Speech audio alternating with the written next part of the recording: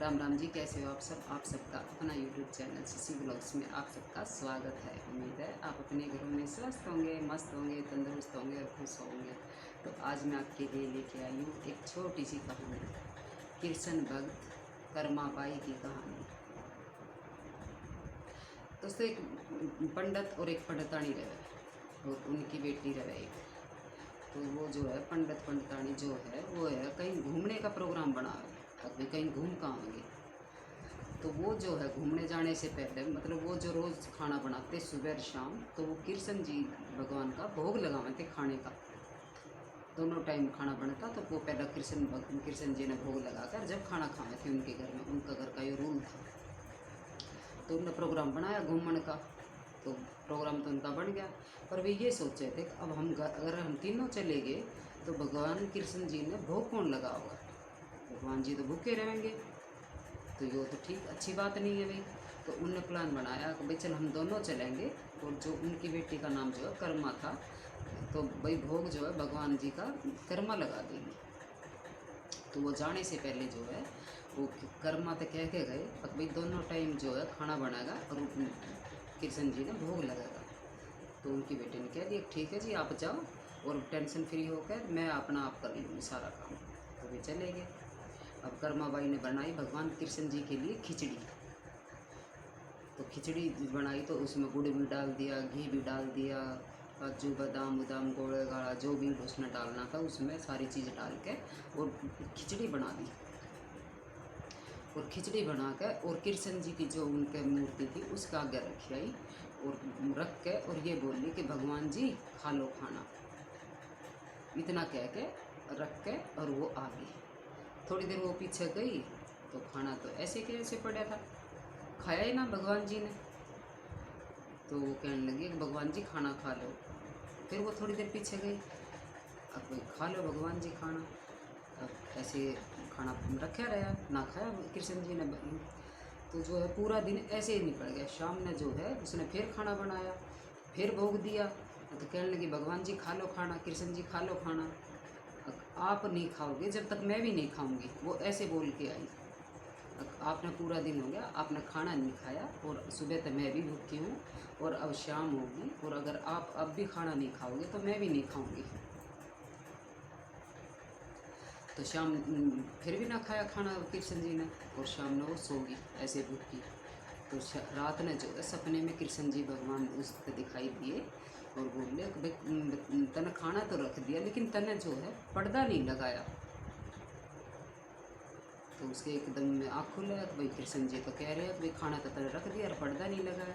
तो सुबह वह फिर उठा है, खाना बनावे खिचड़ी फिर बनावे है। और तो वो जो है जैसे खाना रखा हुआ है तो क्या क्या हुआ है भगवान कृष्ण जी खा लो खाना, और पर्दा लगाया हुआ है। तो पर्दा लगा का हुआ तो थोड़ी देर में वो देखा है तो थाली की खिचड़ी चट खा गए कृष्ण जी। तो वो बड़ी खुश हो गए, अगले कृष्ण जी तो खा गए। ऐसे ही शाम न हो गए, मतलब तीन चार दिन में उसके मम्मी पापा घूम का आवे, इतना में रोज़ खिचड़ी बनावे बढ़िया घी घा डाल के अच्छी, और कृष्ण जी जो है रोज़ खाना खावे। तो 3-4 दिन के बाद वे आए घूम के, तो उनने घर में बढ़ती पूछी भाई भगवान तो भोग दिया था। हाँ पापा जी मैंने भोग दिया था, और भगवान जी तो जो है ना सारी खिचड़ी चट कर जाओगे।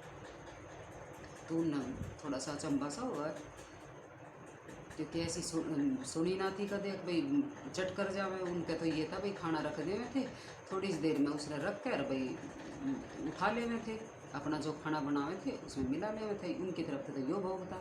लेकिन जब उन उस लड़की ने ये कही भाई कृष्ण जी तो सारी खिचड़ी चट कर जावे, तो उनका थोड़ा सा वो होया, कोई नहीं बच्ची है कभी ऐसे बोल रही होगी। तो उसने जो उसकी मम्मी ने जाकर रसोई में देखा, तो वो बोली नहीं मैंने तो घी घा डाल के गुड़ उड़ डाल के मैंने तो खूब अच्छी तरह खाना खिचड़ी खिलाई है मैंने तो कृष्ण जी को। उसकी माँ रसोई में जाकर देखे तो घी का तो डिब्बा भी खाली, गुड़ भी खाली, जो भी कुछ है सब खाली। तो उनमें बड़ा चंबा सा हुआ। तो वे फिर क्या मैं बेटी आज तो और लगा भोग, वे देखेंगे हम भी। तो खिचड़ी बनावे बढ़िया और वहीं रखिया हुआ, थोड़ी देर में भाई रख के रोके देख कृष्ण जी खा लो खाना, और पर्दा लगाया है। थोड़ी देर पीछे देखे तो फिर खाना वो प्लेट तो खाली। तो वे तो बहुत खुश हो मैं भाई भगवान जी तो सही में आकर हमारे घर जो है खाना खा रहे हैं, तो उनने यो ही खबर फैल जावे। तो एक साधु आवे उनके घर में, वो कह रहे उससे कर्मा तू ये जो है खाना खिला रही है कृष्ण जी को, ये तो ठीक है, लेकिन तेरे जो है ना कुछ नियम नहीं है, तू गलत कर रही है।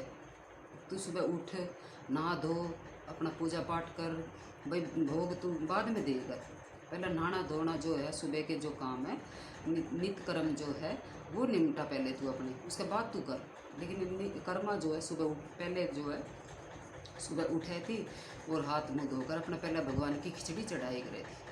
तो उसने सोचा भाई ये भाई ऋषि मुनि हैं, ये सच कह रहे हैं, भाई मैं गलती करती होंगी।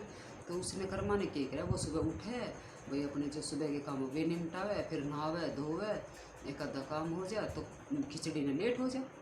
अब कृष्ण जी रोज़ आवे और देखे, अब भाई पहले तो मैंने रोज़ टाइम तक मिला था खाना, और अब तो जो है मैंने खाना भी ना मिल रहा है।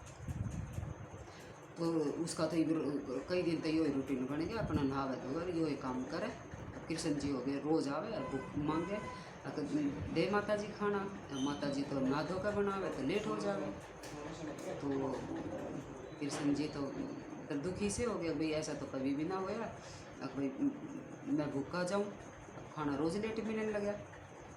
तो ये कहानी तो छोटी सी है, लेकिन ये हमें सीख देती है कि भाई ज़रूरी नहीं है कि नहाना धोना हो, आदमी इंसान का जो है मन शुद्ध हो, विचार शुद्ध हो।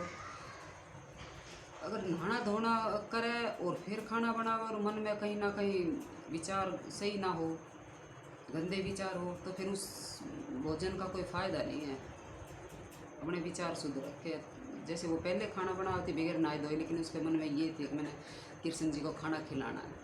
अब वो सुबह उठेगी, अपना काम कुम करेगी, जब वो खाना पीना बनाओगी, जब वो भोग लगाओगी, इतने कि भगवान कृष्ण जी जो है भूखे रहे थे। तो ये जो है मतलब मन का भाव हो खिलाने का, खाने का, जो भी है शुद्ध हो। तो ये थी छोटी सी कहानी। अगर आपको पसंद आई तो प्लीज़ लाइक शेयर सब्सक्राइब करिएगा। जय माता दी।